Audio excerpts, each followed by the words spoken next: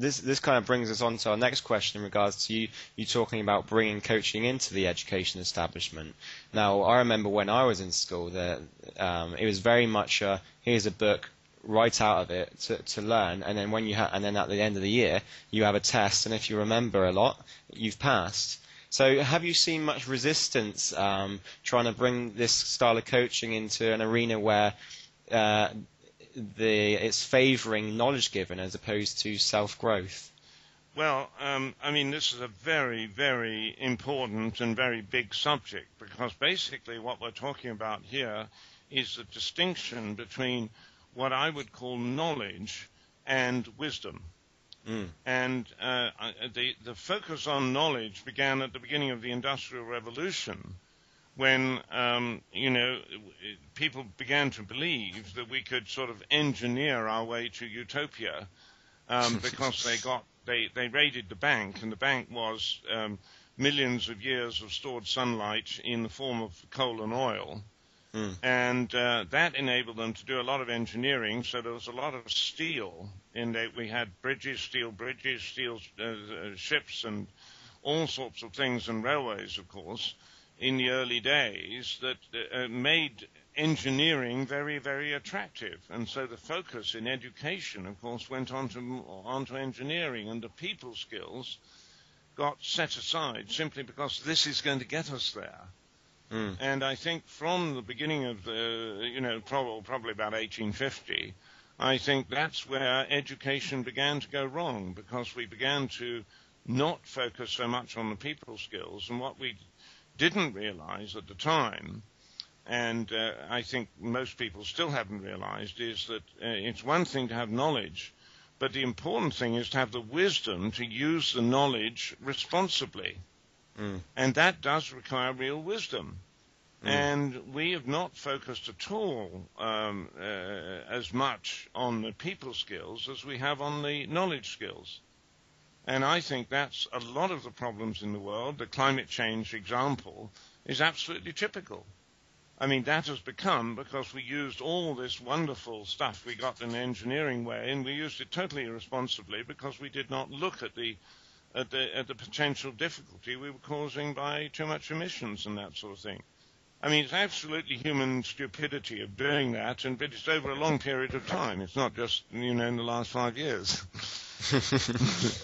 Okay, cool. So in regards to that, I mean, the coaches that you're training at Performance Consultants International, when you do these trainings, what are you looking to see within the coaches who graduate that tell you that they're ready to coach in the real world? Because I imagine these coaches are the people that are going to, in the future, persuade the education boards to bring coaching into their establishments, and it's the same in other industries as well. So what kind of things do you look for within the coaches who graduate?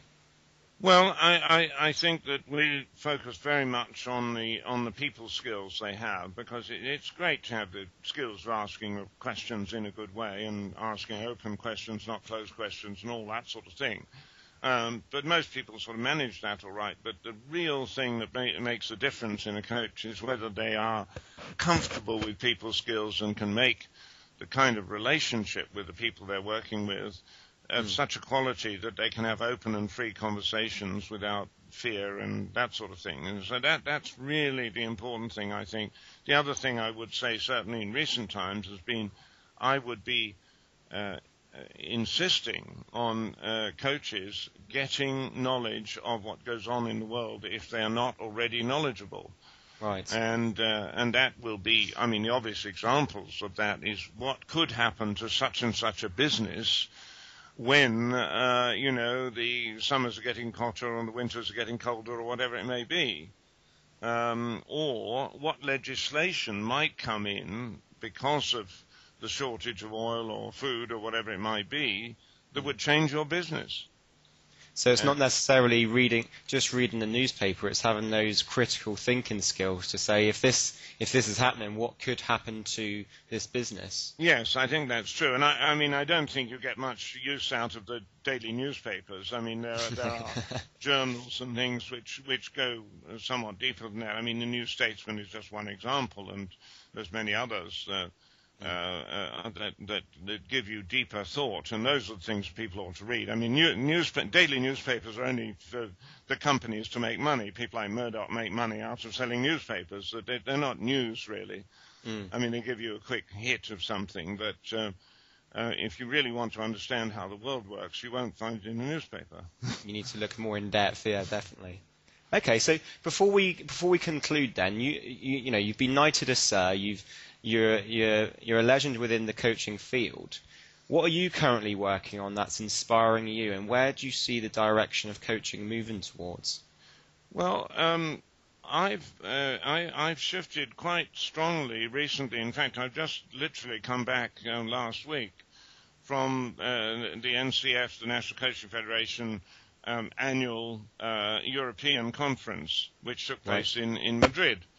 And what I was absolutely determined to bring into that organization is to be absolutely clear that the coach's role is changing dramatically at the moment, because the world is in far more serious trouble than people think it is, because the newspaper and corporations and things don't like to tell you how bad it is, and governments don't. I mean, the governments just don't tell the truth, And we have to be realistic and understand what the situation in the world is, because that's how we can help our clients best of all.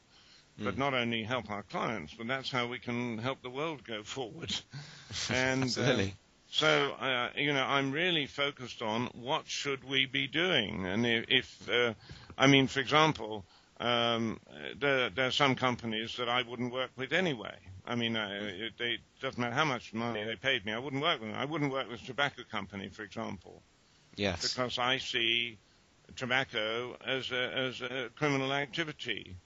I mean, I don't know whether you know this, but I mean, the tobacco industry actually is responsible for killing 8,000 to 9,000 people every day. That's a lot of people. That's a lot of people. That's 3 times as much as Osama bin Laden killed in one day. But when are we going to go to war against the tobacco industry? No. I mean, some coaches, even coaches will have lunch with a tobacco executive. I mean, as far as I'm concerned, they ought to be in Auschwitz. Yeah. Yeah. I mean, so I think coaches need to have principles, because I think with the situation in the world as it is today, being fairly on the edge, I think coaching is a profession that can actually contribute a lot, because it can wake a lot of these sleeping business people up by having the right amount of knowledge and saying, this is important, you've got to face these issues. So that's what I'm really focused on, is working on global issues. And sometimes that is for corporations who are involved in global issues or want to be involved in global issues. But I'm actually working with the Army, for example. I'm an advisor to the British Army. I'm working with the European Commission on driver education, because there's a terrible problem with young males being killed in the first 2 or 3 years of them driving cars. And that is not because they can't drive, but because they're very bad at choice making. And just to follow that one through as an example, what is crucial is that young people are better able to make responsible choices, because it's when they make bad choices that they cause trouble. And that may be they're cold when they go outside if they're 4 years old, but by the time they're 14, it might be drugs or alcohol or teenage pregnancy or all these sort of things that are much more serious consequences of bad choices.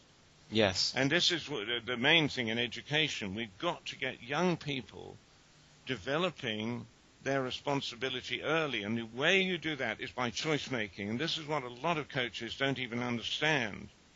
The choice making for kids, so they have freedom of choice, and then they experience the consequences of the choice they made, and they become skillful at making choices because they find out more about the consequences as time goes on. And if you start that when you're 4 years old, by the time you're 14, you've had 10 years of choice making. So enhanced thinking skills within the coaching. Yeah, and then what actually happens is the choice you make is wiser because you're aware of the consequences.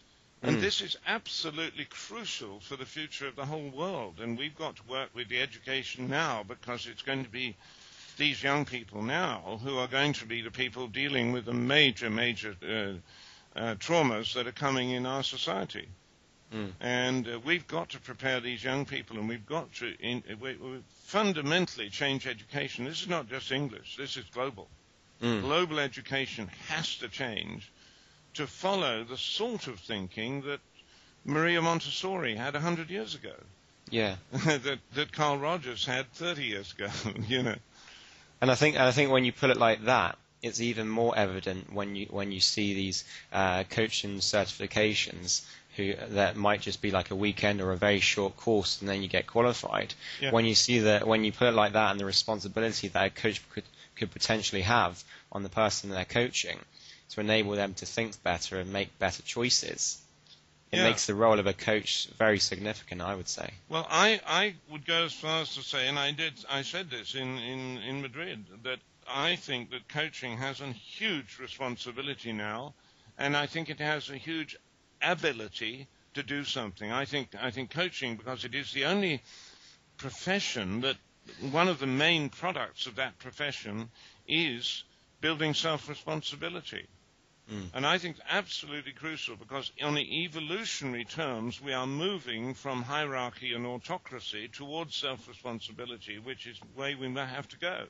And that's happening anyway, slowly. And all those things, the coaches can contribute to that process enormously. So I think coaching is a very valuable industry at this moment, and I just hope that coaches can be trained to a sufficient high level that they can understand these deeper issues. Brilliant. Well, I think that we can end that nicely there. If anyone wants to watches this interview and wants to hear more about you, or train, do one of your training courses, where would they go to? Well, they would apply to Performance Consultants International, which is my company, and we do trainings in transpersonal and other advanced coaching aspects in England, but we also work in many other countries. I mean, my book, Coaching Performance, is I think it's the biggest selling coaching book at 600,000 copies so far, and it's in 27 different languages. And so, since that is the case, we work in many, many different countries all over the world. I mean, I've just come back from China now, and so on, and we work all over the world with coaching, and I think that's a great opportunity. And as I say, the transpersonal coaching is particularly useful if you're working in Asia at all, because that's sort of the place they want it. But it's really taking off now. What's interesting to me is that when we talk to the Chinese, for example, about coaching, I mean, we're all talking the same language. And so it really is fundamental human needs. It goes quite beyond culture and that sort of thing. We're looking at what human beings really need in the world today. I mean, we've got these discussions with the Chinese about, the major global issues at the moment, and we've agreed we're not talking about money or competitive between different countries. We're talking about what can we do to make the world a better place. Absolutely. And it's very exciting. I mean, I love the work I'm doing right now. I'm tremendously optimistic, because despite the crisis that I see now, I do see hope, because I think the crises are the alarm clock. It sounds like you're very busy and doing some very exciting things. I'm enormously busy, and I'm doing very exciting things, and I love it. I really do love it. So yes, I'm grateful to have the opportunity to be alive at this time. And it's terrific. Absolutely. Well, thanks a lot for this interview. I've certainly learned a lot, and when people watch it, they'll learn a lot as well. And once again, thank you for the interview. Okay. Well, you're very welcome.